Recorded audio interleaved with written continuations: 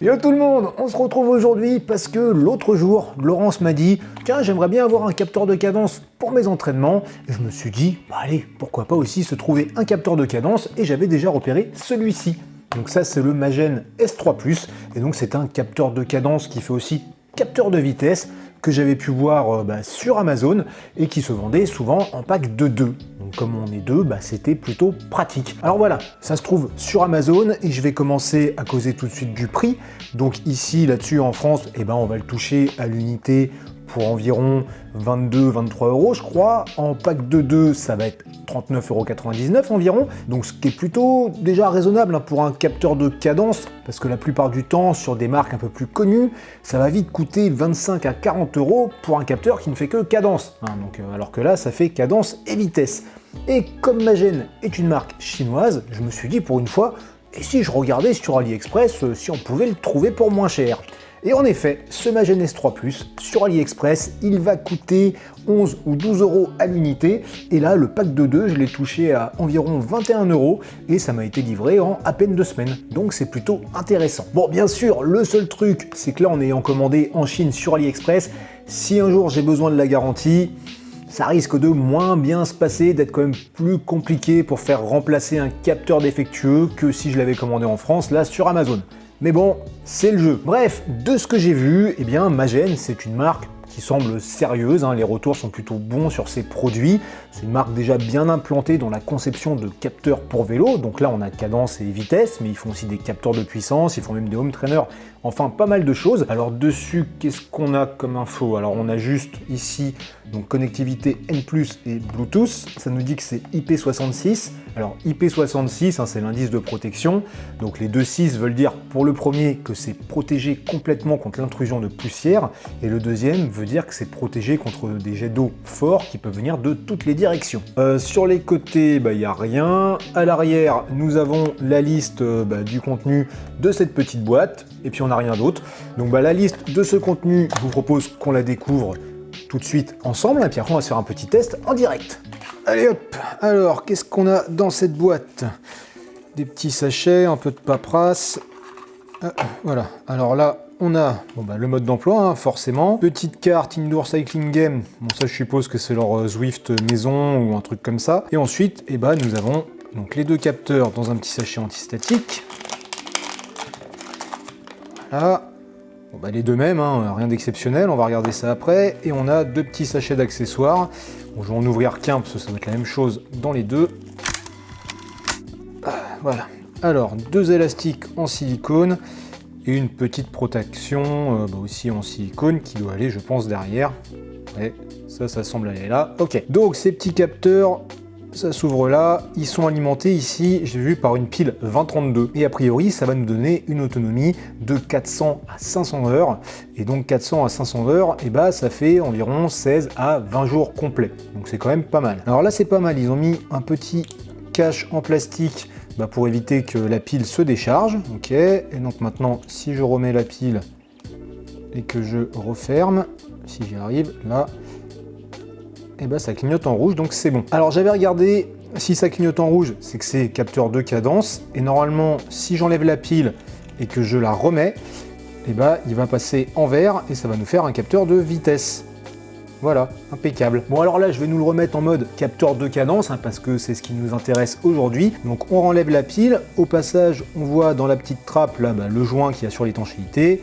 On replace la pile, hop, ça clignote de nouveau en rouge, nous avons donc notre capteur de cadence. Il est maintenant temps de le connecter à nos appareils, du coup ici à mon compteur GPS, un Garmin Edge 830, mais avant ça, je vais le connecter là à une application maison de chez eux, Magen Utility. Donc cette application, vous allez pouvoir la trouver directement sur leur site, en tout cas, moi je suis sur Android, donc sur le Play Store, je ne l'ai pas trouvé. Sur leur site, j'ai pu scanner un QR code qui m'a permis de la télécharger.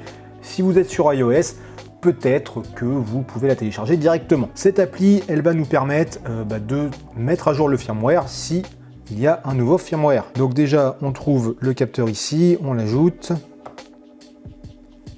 Ok, il l'a ajouté, par contre, il dit qu'il n'est pas capable de voir s'il y a des infos de firmware, donc on va dire que il n'y en a pas. Ok, maintenant, on va l'ajouter au compteur. Donc le compteur, ajouter capteur, tout rechercher, cadence, ajouter.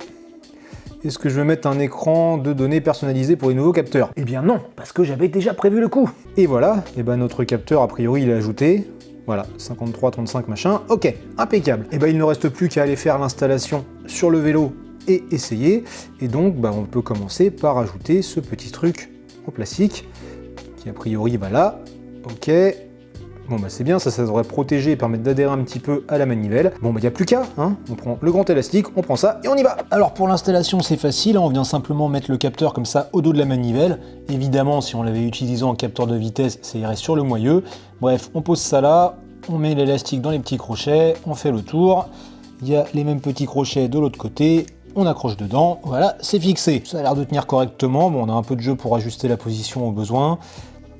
Après bon, ça tient, mais j'avoue que à force, avec les coups de chaussure, je sais pas si on prend de la boue, j'en sais rien, j'aurais peut-être peur que l'élastique pète ou qu'il se décroche. Donc si je dois le laisser là, à mon avis, je vais sécuriser avec un peu de double face ou quelque chose. Et est-ce que ça permet de tourner les manivelles? Et ben ça tourne, impeccable. Et ben maintenant, rendez-vous dehors pour tester ce petit capteur.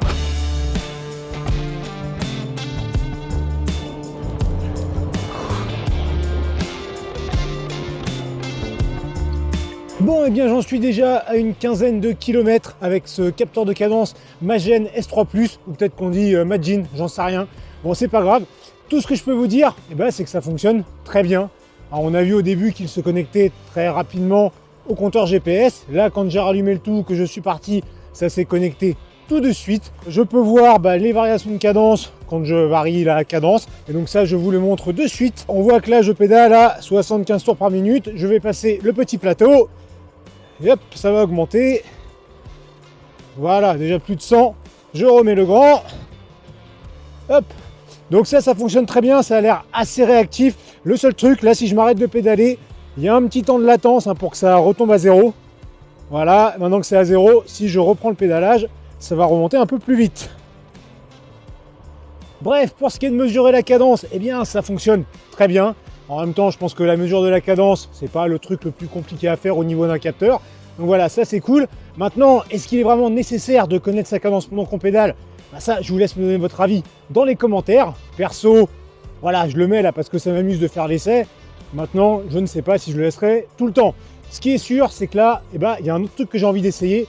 Mais pour ça, il faut que je trouve un petit coin pour me garer.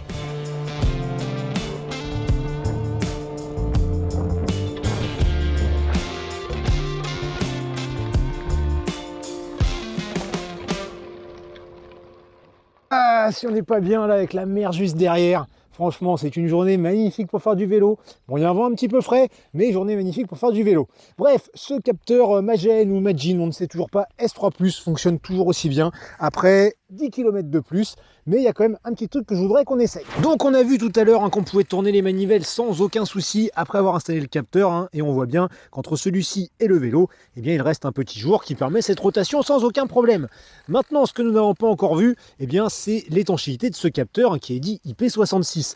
Donc pour ça, on va lui rincer la gueule, à défaut de pouvoir laver le vélo. Voilà. Tiens, prends ça, mange encore là.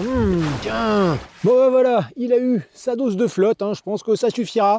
Maintenant, je vais finir ma sortie tranquillement pour voir s'il fonctionne toujours. Et puis on se retrouve à l'appart pour voir un petit peu ce qu'il a enregistré et pour se faire un petit débrief.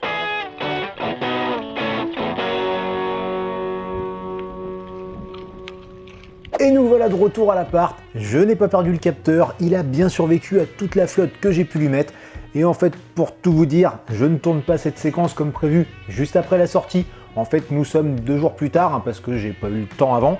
Donc j'ai pu refaire une seconde sortie, comme ça je suis sûr que ce capteur fonctionne bien. Du coup, là je vais pouvoir conclure à son sujet et je vais essayer de faire ça rapidement, parce que bon, pour une si petite chose, si simple, si peu chère, cette vidéo elle commence déjà à être un petit peu longue. Alors déjà, avant qu'on parle un petit peu des données que ce capteur a enregistrées, 2 petites choses. La première, c'est pendant le déballage, je ne l'ai pas dit, mais en fait, ce capteur, ok, c'est un truc très simple en plastique, tout ce qu'on veut, mais il fait absolument pas de chip. Franchement, ça fait bien construit, même au niveau du packaging, de ce qui est fourni dedans, ça fait quali, donc ça c'est plutôt cool. Deuxième chose, si j'ai réussi à ne pas perdre le capteur pendant ces 2 sorties, alors que j'ai quand même pris des chemins, ça a pris des cailloux, des branches, tout ce qu'on veut, C'est parce que pour la deuxième sortie, je l'ai quand même sécurisé avec un tour de gaffeur, donc qui prenait le capteur et la manivelle. Et je pense que c'est pas mal hein, de mettre ça, ou un tour de Chatterton ou un truc, comme ça au moins on est sûr que ça dégage pas. Alors maintenant au niveau des données, bon bah j'ai regardé après mes sorties les courbes sur Garmin ou sur Strava, hein, peu importe, et bah je retrouve sans grande surprise, les mêmes valeurs que ce qui avait pu être affiché à l'écran au cours de la sortie. Mais ce qui m'intéressait de voir surtout sur ces courbes, c'est s'il n'y avait pas eu de décrochage du signal à un moment ou un autre. Et bah a priori tout va bien, les seuls moments où la courbe est à zéro, c'est si j'étais arrêté à un feu rouge par exemple, ou les moments où j'ai pu arrêter de pédaler. Maintenant, on pourrait se poser la question quand même de la précision des données qui sont enregistrées par ce capteur. Alors, j'ai pas fait de test comparatif avec mon home trainer par exemple, mais qu'est-ce qui me dit aussi que le home trainer il est archi précis là-dessus? Ce qui est sûr, c'est qu'entre les deux, j'ai pas vu de valeur aberrante, hein, donc ça me paraît tout à fait correct. Et j'ai fait un test d'une précision ultime. En fait, j'ai compté le nombre de rotations que j'ai pu faire pendant 10 secondes, j'ai fait x6 et j'ai regardé la valeur qui était affichée à l'écran à ce moment-là sur mon compteur GPS. Bon, et bah écoutez, on tombe sur un truc qui était bon, hein, à une ou deux rotations près, mais vu la précision de la procédure, voilà. Donc ouais, je dirais que ce capteur, il fait très bien son taf. Bon bah voilà, hein, je pense que j'ai à peu près tout dit sur ce capteur de cadence.